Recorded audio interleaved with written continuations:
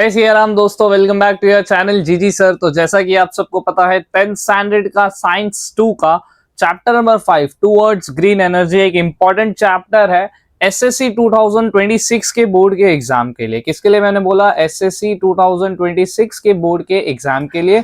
तो ये चैप्टर तो मस्ट आपको एक्सप्लेनेशन इसका ध्यान से करना ही चाहिए और याद भी अच्छे से कर लेना चाहिए। ऑब्वियसली इसमें से हर बार मैक्स टू मैक्स 12 ले लो, मैक्स टू मैक्स 12 या टू 10 टू मार्क्स, इतना तो ये चैप्टर में से आता ही है डायरेक्टली और इनडायरेक्टली। चाहिए तो आप PYQs देख सकते हो, आपको वहां से आइडिया मिल जाएगा। तो ये चैप्टर मस्त है। इसके पहले हालांकि मैंने आधा चैप्टर पढ़ा लिया है, मैंने थर्मल बेस्ड पढ़ा लिया था। आपको चाहिए तो आप जाकर ये पर्टिकुलर वीडियो देख सकते हो। ये पार्ट 1 है और मैं पार्ट 2 अभी अपलोड करूंगा इस पर्टिकुलर वीडियो के बाद। तो आ जाते हैं फटाफट लेक्चर में।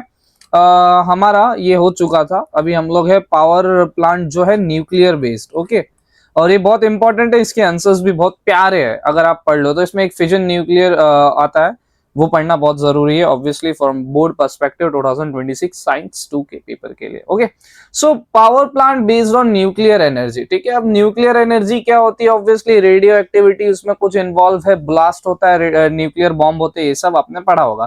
फटाफट पढ़ते हैं। In the power plant based on nuclear energy also steam turbine is used to rotate the generator. However, their energy released by the fission nuclei atom like uranium or plutonium is used. देखो अभी इधर आप लोग पढ़ोगे ना, मैं यहाँ तक हूँ, ठीक है। अभी आप लोगों ने इधर क्या पढ़ा कि भाई इसमें भी टर्बाइन यूज होता है। टर्बाइन यूज होगा मतलब हम लोगों ने पहले एक छोटा सा शॉर्ट रिकैप लेते हैं। अपने को क्या पता था कि कोई भी एक एक्सटर्नल फोर्स, ठीक है, कोई भी एक एक्सटर्नल जो भी रहेगा वो क्या करेगा? टर्बाइन को रोटेट कराएगा, है ना। टर्बाइन रोटेट होगा। टर्बाइन में क्या होता है? मैग्नेट होता है और कंडक्टर होता है। या तो मैग्नेट कंडक्टर के अराउंड घूमेगा या तो अपना कंडक्टर मैग्नेट के अराउंड घूमेगा, यही चीज होगा। और इसी को क्या बोलते हैं? इलेक्ट्रोमैग्नेटिज्म। और उसी से क्या कंडक्टर कनेक्टेड रहता है? जनरेटर। तो इधर इलेक्ट्रोमैग्नेटिज्म के कंसेप्ट में क्या होता है कि टर्बाइन जो रहता है समझ लो मैग्नेट है, और जो बीच में जो पंखे के समझ लो एक ये रहता है ना, फैन कोई नॉर्मल रहता है तो देखो ऐसा रहता है, तो इसमें ये समझ लो कि ये वाला चीज मैग्नेट है या तो ये कंडक्टर है। और इसका उल्टा भी कर सकते हो, अगर इसे तुम लोग को कंडक्टर रखना है, इसे मैग्नेट, वो भी कर सकते हो। दोनों में एक ही चीज है, ठीक है। मतलब गधा को घोड़ा बोलो, घोड़े को गधा बोलो, एक ही चीज है, ठीक है। तो अभी देखो इसमें क्या होता है कि वो जब रोटेट होता है ना तो एक इलेक्ट्रोमैग्नेटिक फील्ड उससे बनती है, ठीक है। उस पर्टिकुलर एरिया में एक इलेक्ट्रोमैग्नेटिक फील्ड बनती है जिसे हम लोग इलेक्ट्रोमैग्नेटिज्म का कंसेप्ट बोलते हैं, जो माइकल फैराडे ने बनाया था। इंग्लिश में भी पढ़े होंगे या 7वीं 8वीं में एक चैप्टर था। फिर उसी से क्या कनेक्टेड रहता है? जनरेटर, जो अपने आप को क्या करता है? आपको लाके देता है इलेक्ट्रिसिटी। क्या लाके देता है आपको? इलेक्ट्रिसिटी, बिजली। सो अभी इसमें भी बोला जा रहा है ना कि जैसे हम लोग ने इसके पहले पढ़ा कि स्टीम से टरबाइन रोटेट करते थे, तो न्यूक्लियर पर्टिकुलर एनर्जी जब हम लोग बनाते हैं तो उसमें भी स्टीम टरबाइन यूज होता है। स्टीम का ही टरबाइन यूज होता है, फैन वही रहता है। Is use to rotate the generator, ठीक है। वही जनरेटर रोटेट करेगा तब जनरेटर में बिजली पैदा होगा, सिंपल है। However, energy released by the fission of nuclei of atoms like uranium and plutonium. अभी जैसे हम लोग ने इसमें पहले क्या पढ़ा था कि फैन को घुमाने के लिए स्टीम यूज हो रहा था, भाप यूज हो रहा था। बट इधर क्या हो रहा है? इधर फैन को घुमाने के लिए यूरेनियम और प्लूटोनियम का बोला गया है एक फिजन, मतलब दोनों का मिक्सचर, कुछ रिएक्शन हो रहा है जिससे कुछ पर्टिकुलर चीज अपने को मिल रही है, हीट मिल रहा है, और वो हीट से ही क्या कर रहा है? ये टरबाइन घूम रहा है। टरबाइन घूमा, जनरेटर में पता चला टरबाइन घूम रहा है, इलेक्ट्रोमैग्नेटिक फील्ड बन रही है, बस उसने इलेक्ट्रिसिटी निकाल के दे दी, ठीक है। और क्या बोला गया है? इधर लिख के दिया, use to generate the steam of high temperature and high pressure, the energy in the steam rotates the turbine while in the it turn drive generator producing electricity। वही हम लोग ने पढ़ा कि जो एनर्जी रहता है टरबाइन में वो पर्टिकुलर रोटेट होता है और फिर जनरेटर आपको क्या करता है? जनरेटर प्रोसेसिंग इलेक्ट्रिसिटी, जनरेटर आपको क्या बना के देता है? इलेक्ट्रिसिटी, जिसके ऊपर पूरा चैप्टर बन रहा है। अब हम लोग इधर देखते हैं ये जो मेन पर्टिकुलर चीज है, ये वेब डायग्राम, कि भाई nuclear reactor of nuclear fission.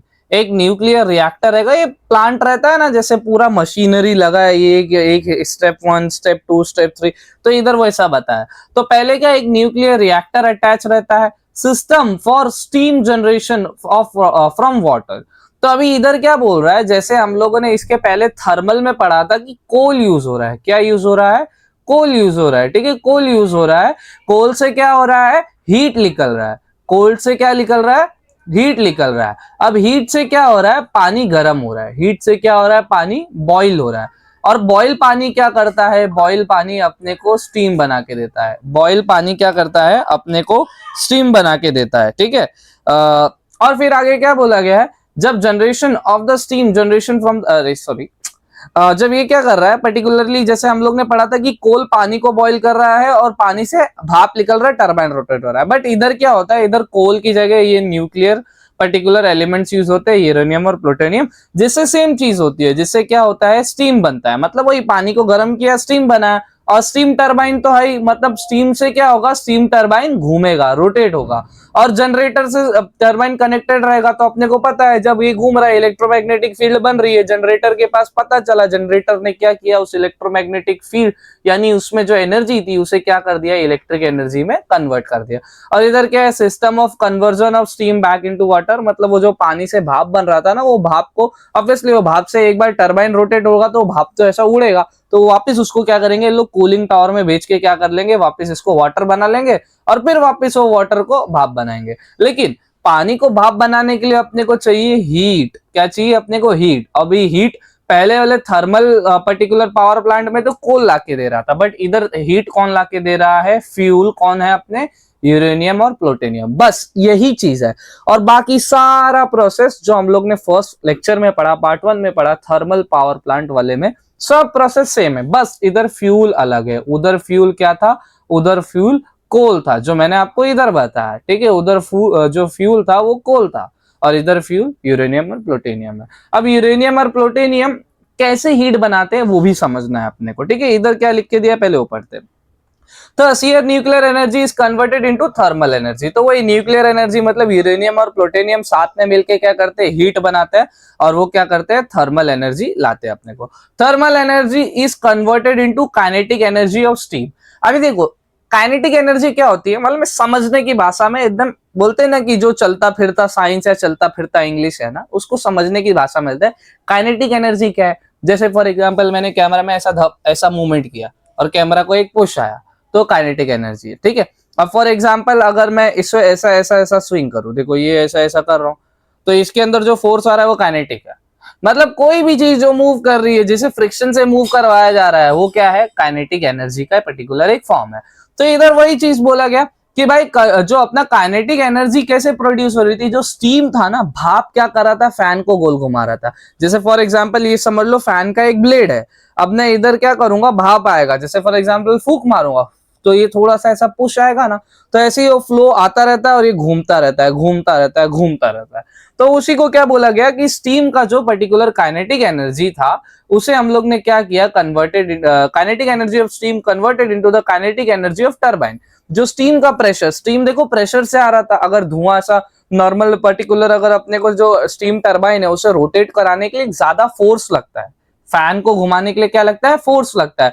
जैसे पर्टिकुलर समझ लो, इधर मैं एक डायग्राम छोटा सा तुम लोग को एक्सप्लेन करके बता देता हूँ। फॉर एग्जांपल ये एक फैन है, ठीक है, ये एक टरबाइन है। फॉर एग्जाम्पल ये एक टरबाइन है।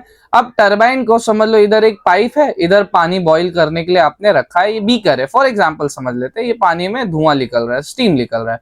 अब एक पर्टिकुलर प्रोसेस से ये पाइप के थ्रू वो धुआं क्या हो रहा है, डायरेक्टली पुश किया जा रहा है, किस पे, इस पे।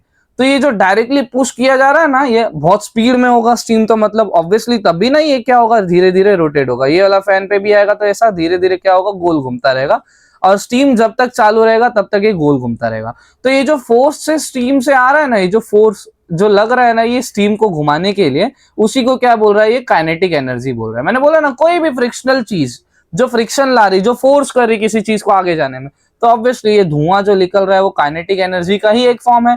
और जब वो धुआं क्या करेगा, फैन को घुमाएगा, फैन भी जोर लगा रहा है, फ्रिक्शन से घूम रहा है, तो वो भी क्या है, काइनेटिक एनर्जी का ही एक फॉर्म है। तो इधर वही बोला गया कि भाई जो न्यूक्लियर एनर्जी थी, मतलब अपना यूरेनियम और प्लूटोनियम, उसके रिएक्शन से क्या हुआ, थर्मल एनर्जी, अपना हीट आया। और हीट से क्या आया, kinetic energy in steam, steam जो प्रेशर से एकदम गया। और फिर kinetic energy in turbine, kinetic energy in turbine मतलब उस प्रेशर के कारण टरबाइन भी घूमने लग गया प्रेशर में, तो काइनेटिक एनर्जी उधर भी आ गई। और इलेक्ट्रिसिटी, और ऑब्वियसली एक बार टरबाइन घूमा इलेक्ट्रोमैग्नेटिक फील्ड के कंसेप्ट से, क्या होगा, जनरेटर आपके काइनेटिक एनर्जी को इलेक्ट्रिकल एनर्जी बना के दे देगा। यही चीज है इधर भी, देखो finally the kinetic energy of turbine is converted into electrical energy. The step by step transformation of energy in shown in figure 5.5 जो है 5.5 कहां है देखते हैं एक बार। 5.7 5.7 5.5 अच्छा इधर दिया है, इधर देखो वही था कोल टरबाइन सब पहले वाले लेक्चर में पढ़ा है, मैं इधर फालतू का टाइम वेस्ट नहीं कराऊंगा, आगे बढ़ते हैं। ठीक है, ये समझा आपने। अभी देखो, अभी हम लोग ये समझते कि भाई सब तो समझ गए कि सर क्या हो रहा है कि हम लोग कोई भी चीज को क्या कर रहे, जला रहे, पानी को जला रहे। अब पानी को जलाने के लिए कभी कोल यूज हो रहा है, कभी अपना न्यूक्लियर यूरेनियम और प्लूटोनियम यूज हो रहा है। पानी को जलाने से भाप निकल रहा है सर, भाप को प्रेशर से टरबाइन की तरफ ला रहे हैं, तो जो प्रेशर है उसको भी काइनेटिक एनर्जी बोलेंगे। अब टरबाइन की तरफ आ रहा है तो टरबाइन घूमने लग जाएगा, तो टरबाइन जैसे घूम रहा है वो फोर्स को भी काइनेटिक एनर्जी बोलेंगे। और अपने को पता है सर टरबाइन मतलब मैग्नेट और कंडक्टर रहता है। अब आप जो ब्लेड्स है, जैसे फॉर एग्जांपल ये जो अपना टरबाइन क्या बोला कि ये टरबाइन है। अब टरबाइन का या तो ये जो पर्टिकुलर ये आप लोग देख रहे हैं ना, ये सर्कुलर पार्ट मैंने बोला ना फैन का, अगर आप इसे कंडक्टर रखो तो भी चलेगा, ब्लेड्स को मैग्नेट रखो तो भी चलेगा, या ब्लेड्स को कंडक्टर रखो और वो सर्कल वाले पार्ट को मैग्नेट, चलेगा। गोल घूम रहा है ना बस। तो इधर क्या होता है, कंडक्टर के अराउंड अगर मैग्नेट गोल घूमे तो क्या होता है, इलेक्ट्रोमैग्नेटिक फील्ड आती है, या तो मैग्नेट के अराउंड कंडक्टर घूमे इलेक्ट्रोमैग्नेटिक फील्ड आती है। बस इलेक्ट्रोमैग्नेटिक फील्ड आ गई। अब वो इलेक्ट्रोमैग्नेटिक फील्ड क्या करेगा, जनरेटर के पास जाएगा। किसके पास जाएगा, जनरेटर। अब जनरेटर क्या करेगा, उस इलेक्ट्रोमैग्नेटिक फील्ड को आपको इलेक्ट्रिकल एनर्जी में कन्वर्ट करके दे देगा। बस सिंपल यही चीज था और कुछ चीज नहीं है सर। अभी आगे सिंपल आते हैं हम लोग sir. When neutron is bombarded at the atom of uranium -235, okay. So अभी देखो इधर क्या बोला गया कि एक बोला गया एक न्यूट्रॉन क्या होता है, एक न्यूट्रॉन बॉम्बार्ड किया जाता है यूरेनियम पे। यूरेनियम पे क्या किया जा रहा है, बॉम्बार्ड किया जा रहा है, मतलब एक एक्स्ट्रा न्यूट्रॉन ऐड किया जा रहा है उसमें। ठीक है, न्यूट्रॉन नेगेटिव भी नहीं पॉजिटिव भी न्यूट्रल होता है। तो अभी क्या होता है आगे, आगे बोलता है it absorb the neutron and convert into the isotopes of uranium -265। ठीक है, अभी देखो आपने इधर क्या पढ़ा, हम लोग ने इधर पढ़ा कि सर 235 वाला जो -235 वाला यूरेनियम था ना, उसमें हम लोगों ने क्या किया, न्यूट्रॉन डाला, न्यूट्रॉन बॉम्बार्ड किया, डाला उसमें। ठीक है, तो उसमें हम लोग को क्या मिला, यूरेनियम -236 मिला, मतलब एक एक्स्ट्रा एड ऑन हो गया। ठीक है, अब आगे बढ़ते हैं। Uranium of -236 became extremely unstable and convert into the atoms of barium and krypton through a process of fusion releasing the 3 neutrons of बोला गया 2 MeV एनर्जी। ठीक है, ये यूनिट है। अब देखो इधर एक्चुअली में हुआ क्या, समझ लो। फॉर एग्जाम्पल यूरेनियम था, ठीक है, ये एक सिंगल यूरेनियम है जो था -235 का, जैसे अपने को लिख के दिया गया इधर -235 का। फिर उसमें हम लोगों ने एक न्यूट्रॉन ऐड किया। न्यूट्रॉन क्या किया, ऐड किया। क्या किया हम लोगों ने, न्यूट्रॉन बॉम्बार्ड किया, मतलब ऐड किया। तो वो क्या बन गया, -236 बन गया, मतलब ये इससे एक जुड़ गया और ये -236 बन गया, ऐड हो गया। सिंपल शब्दों में देखते हैं। ठीक है, फिर क्या हुआ कि जो 236 था ना, अब ये जब 235 था ना, जब नॉर्मल छेड़छाड़ नहीं था तो स्टेबल था, लेकिन जैसे ये न्यूट्रॉन ऐड हुआ ये क्या होने लग गया, अनस्टेबल हो गया। क्या हो गया, ये अनस्टेबल हो गया। और अनस्टेबल होते होते क्या किया, इसने एक न्यूक्लियर फिजन किया, मतलब एक केमिकल, समझ लो जैसे केमिकल रिएक्शन होता है ऐसे एक न्यूक्लियर रिएक्शन हुआ और इसने 2 लोगों को जन्म दिया। 2 लोगों को किसको, मतलब ये टूट गया और दो लोग आए उसमें से। कौन आए वो 2 लोग, देखिए uranium begin extremely unstable and convert into the atoms of, क्या 2 आए, बेरियम आया, क्रिप्टॉन आया। 2 कौन आए, बेरियम आया, क्रिप्टॉन आया। Through the process of fusion releasing neutrons of 200 MeV energy.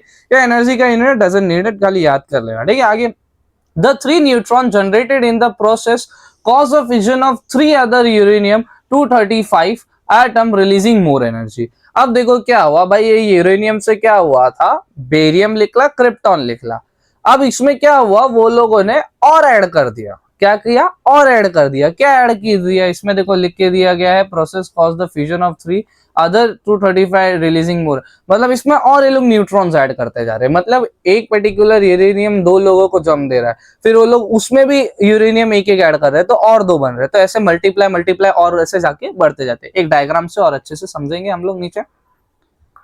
देखो जो मैं प्रोसेस बता रहा हूं, जैसे समझ लो ये न्यूट्रॉन था जो अपने को बोला, और यूरेनियम जो 235 था, यूरेनियम क्या था 235 था, उसमें जब न्यूट्रॉन बॉम्बार्ड किया गया तो वो -236 बन गया और वो अनस्टेबल था, तो उसने क्या बनाया, बेरियम बनाया, क्रिप्टॉन बनाया, यही था ना, अपने को यही पता चला।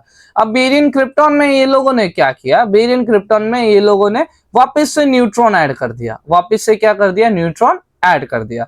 अब वैसे ही न्यूट्रॉन ऐड करते गए तो वापस से ये जो पर्टिकुलर यूरेनियम था जो बना, वापस से उसने 3 लोगों को वही बेरियम वाला प्रोसेस वापस आया, क्रिप्टॉन वाला प्रोसेस वापस आया, इधर भी वही सेम प्रोसेस है, ठीक है।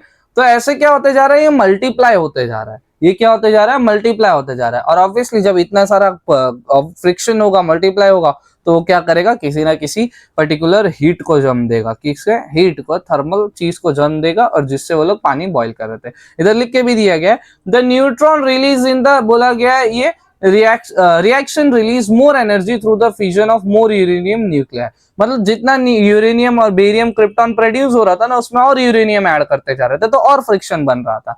The process of fusion of uranium -235 atom continues and it calls chain reaction. और फिर ये लोग कंटिन्यू, मतलब एक बार कर दिया फिर वो अपने आप एड ऑन होता रहेगा, और इसी को क्या बोलते हैं हम लोग, न्यूक्लियर फ्यूजन बोलते हैं या तो चेन रिएक्शन बोलते हैं। In the nuclear power plant, a controlled chain reaction result into the release of thermal energy, which is used for electrical energy generation। मतलब एक न्यूक्लियर पावर प्लांट में क्या बोल रहा है, ये न्यूक्लियर पावर प्लांट में ना एक कंट्रोल चेन रिएक्शन होता है। कंट्रोल्ड वर्ड क्यों आया, चेन रिएक्शन देखो कंट्रोल था, मतलब ये लोग ना अपनी इच्छा से उस चेन रिएक्शन को रोक सकते हैं, मल्टीप्लाई मल्टीप्लाई होते जा रहा है तो रोक भी सकते हैं लोग, है ना। तो न्यूक्लियर पावर प्लांट में हमेशा कंट्रोल्ड चेन रिएक्शन या न्यूक्लियर फिजन होता है। लेकिन अगर ये अनकंट्रोल्ड हो गया तो क्या हो गया, बढ़ते जाएगा और क्या हो जाएगा, न्यूक्लियर वेपन में जैसा एटम बॉम्ब में ब्लास्ट होता है, वैसा वो पूरा जो पावर प्लांट है वो क्या हो जाएगा, बुड़ूम, हैप्पी दिवाली, फिर ऐसा हो जाएगा। इसलिए ये क्या बोला जा रहा है कि ये लोग कंट्रोल्ड चेन रिएक्शन करते हैं और उससे हीट बनता है, अपना काम निकल गया और इलेक्ट्रिकल एनर्जी बन गया, बस अपना काम बनता, भाड़ में जाए जनता, और कुछ टेंशन नहीं लेते ये लोग। अब इधर बेसिकली एक डायग्राम बना के दिया है, स्टिल ये भी पढ़ लेते हैं, इधर हम लोग देखते हैं, a nuclear power plant does not use fuel like coal. अब अपने को पता है यहाँ भाई फ्यूल कोल यूज नहीं होता, इधर क्या कोल यूज नहीं होता, इधर क्या यूज होता है, यूरेनियम यूज होता है या तो प्लूटोनियम। जो हम लोग ने चेन रिएक्शन देखा, हम लोग ने यूरेनियम का देखा ना, उसी यूरेनियम को जगह हम लोग प्लूटोनियम भी यूज करें तो सेम ही चीज आती है, इसलिए इधर 2 एलिमेंट लिख के दिए गए थे, ठीक है। Therefore problems like, okay, therefore problems like air pollution does not arise. अब देखो न्यूक्लियर पावर प्लांट में ना हम लोग कोल जब तक जलाएंगे नहीं, कोल जलाएंगे धुआं निकलेगा, हम लोग ने पढ़ा था पहले लेक्चर में, प्रॉब्लम्स होती है ना, शूट पार्टिकल्स, एयर पोल्यूशन। लेकिन इसमें तो ऑब्वियसली धुआं नहीं निकल रहा है, इसमें तो भाई न्यूक्लियर फिजन हो रहा है, धूम करके पानी गर्म करके ये लोग अपना बिजली निकाल रहे हैं, तो एयर पोल्यूशन जैसा चीज नहीं होता। Also if sufficient nuclear fuel is available, this can be good source of electrical energy. अगर अच्छी खासी मात्रा में न्यूक्लियर एनर्जी अपने पास है तो एक अच्छा सोर्स हो जाता है जब हम लोग इलेक्ट्रिकल एनर्जी बना पाए। However, there are a few problems associated with nuclear power generation। लेकिन इसमें भी कुछ ना कुछ प्रॉब्लम आएगा भाई, सब कुछ हलवा नहीं है कि भाई ऐसे ही खाओ बैठ जाओ मिल जाएगा। तो प्रॉब्लम्स क्या है पहले ये देख देते हैं, ठीक है। Problem first, the product after the fusion of nuclear fuels are also radioactive and emit harmful radiation. जब हम लोग ने अपना न्यूक्लियर फिजन बना दिया, अपना यूरेनियम प्लूटोनियम न्यूट्रॉन ऐड करके फिर वो बेरियम क्रिप्टॉन लाया और फिर और ऐड किया, फिर ऐसा होके ऐड ऑन फिजन रिएक्शन हुआ, अब ये यूज हो गया, लेकिन जो इसका पर्टिकुलर रिमेन है वो क्या है, रेडियो एक्टिव है। रेडियो एक्टिव मतलब साला इसको तो मतलब तुम फेंकोगे भी तो भी वो क्या करेगा, नुकसान करेगा। रेडियो एक्टिव क्या होता है, रेडियो एक्टिव मतलब इन सिंपल टर्म्स में बताओ, ये सब चीज ना न्यूक्लियर पर्टिकुलर चीज में यूज होती है, ठीक है, न्यूक्लियर बॉम्ब्स में यूज होती है ऐसी चीज। और अगर ये पानी में जाए तो पानी को खराब कर देगा, जमीन में जाए तो जमीन को खराब कर देगा। तो इसे डिसमेंटल करने का एक अलग प्रोसेस रहता है, इसे मतलब पर्टिकुलरली डिस्पोज करने का अलग प्रोसेस रहता है, जिसमें और कॉस्ट लगेगा और पर्टिकुलर चीज होगी। तो ये बोला गया ये बहुत हार्मफुल होता है क्योंकि रेडिएशन निकलता है। अब रेडिएशन क्यों हार्मफुल होती है, जैसे हिरोशिमा नागासाकी पता है आपको, जापान में, वहां बॉम्ब ब्लास्ट हुआ था, न्यूक्लियर बॉम्ब ब्लास्ट हुआ था, तो ओपनहाइमर एक फिल्म भी निकली थी रिसेंटली उस पे। तो अभी तुम लोग वहां जाके पर्टिकुलर अगर उसके बारे में सर्च करोगे तो पता चलेगा उस पर्टिकुलर जमाने पहले हुए न्यूक्लियर ब्लास्ट के कारण आज भी वहां की जनरेशन बोल सकते हो ना हैंडीकैप पैदा होती है। अब ये किसकी वजह से, क्योंकि वहां रेडियो एक्टिव पर्टिकुलर जो रेडिएशन है उस जमीन का ज्यादा हो गया है। जमीन का रेडिएशन ज्यादा क्यों है पता है, क्योंकि वहां ऑब्वियसली न्यूक्लियर ब्लास्ट हुआ था, न्यूक्लियर ब्लास्ट हुआ था, ओके। और एक सर्नोबेल करके भी एक सीरीज है, और ये सब इधर भी रेडियो एक्टिविटी बहुत ज्यादा है, समझ जाओ। एक बार सर्च करोगे, अगर कुछ ऐसी इंटरेस्टिंग चीज है सर्च करोगे, मजा आएगा, थोड़ा हॉरर टाइप भी। चलो, the product are called as nuclear waste, और जो प्रोडक्ट निकलता है भाई यही न्यूक्लियर फिजन से, उसे न्यूक्लियर वेस्ट बोलते हैं। However to dispose the nuclear waste safely is a big challenge before the scientist. अब बोला गया वही भाई, वो न्यूक्लियर, मैंने बोला ना, उसे डिस्पोज करना, उसे एकदम खत्म करना बहुत बड़ा चैलेंज होता है। An accident in nuclear power plant can be very fatal. जरा सा मस्ती और फिर क्या हो जाएगा, बोलते हैं ना कि पूरी हस्ती खत्म हो जाएगी, ठीक है। मतलब जरा सा न्यूक्लियर पावर प्लांट में फिजन रिएक्शन अनकंट्रोल हुआ, उसके कारण से वो पावर प्लांट नहीं जाएगा, आजू बाजू की कोई शहर, आजू बाजू का कोई पर्टिकुलर गांव, सब कुछ तबाह हो जाएगा। खुद भी हम तो डूबे सनम, तुमको भी ले डूबे। There is because the accident may result into the release of very harmful radiation, और एक्सीडेंट के कारण वही रेडिएशन फैलेगा। अब रेडिएशन के बारे में तो हम लोग पढ़ ही चुके हैं, इसके पहले मैंने आपको हिरोशिमा नागासाकी का एग्जांपल दिया, ठीक है। अब ये नेचुरल गैस वाला है भाई, ये नेक्स्ट लेक्चर में पढ़ेंगे। तब तक के लिए वीडियो सब्सक्राइब कर लो, शेयर कर लो, और अपने दोस्तों को भी बता दो कि सर मेरे दोस्त 2026 के एसएससी के साइंस 2 के पेपर में ये चैप्टर बहुत ज्यादा इंपॉर्टेंट है। प्री वाई क्यूज आप लोग देख लोगे तो खुद पता होगा आपको।